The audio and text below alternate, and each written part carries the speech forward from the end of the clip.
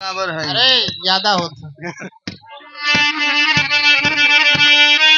तनी अपने बुढ़ाई का ख्याल करके बोला। कम कम करा ज्यादा होगा और का कभी जी। कहाँ से के धलियल हुआ वैसे जे समाज में वाह वाह का करेला खड़ा होके लगल, बोले लगल, बतियावे लगल, 150 हजार 2000 आदमी के डील करे लगल। अभी बुच्ची या बच्चा ना कही एकदम नहीं हम कह मर्द मेहरारू का बाप जे करे लगल यार ई तार बात कुछ सही लागल है। कुछ लाइन पे जाना था आवत जे संसारिक सुख दुख के जाने लागल, समझे लागल, ओके बुच्ची कहल ठीक नहीं खे। अभी अपने चलावा के साइड करा, कुछ लोग तो नहीं खे।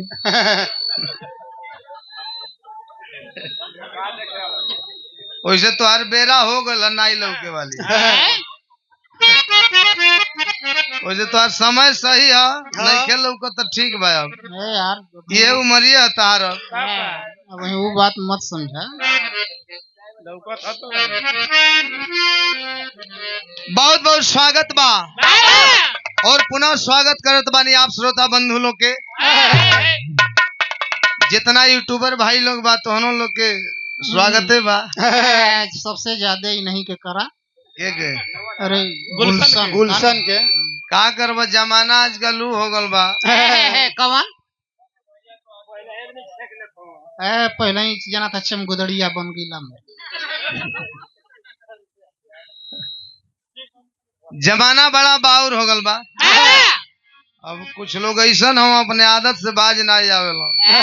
डहरिये में साला खेती करत हके, खाद पानी मारत हके, राती का कबारत हके। सही बात बा, हथिया ले तके। चलो ठीक है, शराफत के जमाने नहीं खेता का कल जाए, कहियो भेंट हो ही गई। मेरा सोचना था दिल में होगा, तेरा सोचना था क्या होगा, तेरा सोचना था। दिल में दया करके दिल को जवाना था।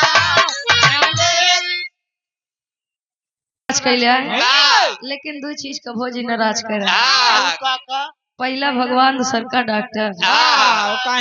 भगवान का नाराज कर डॉक्टर के लगे भेज दी है, और डॉक्टर का नाराज कर बता भगवान के लगे।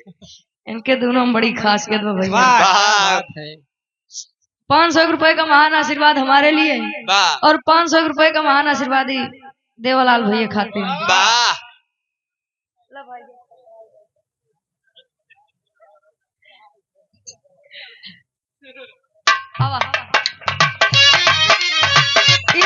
हिंदी वाले गए, भोजपुरी वाले का तनी सा बदल का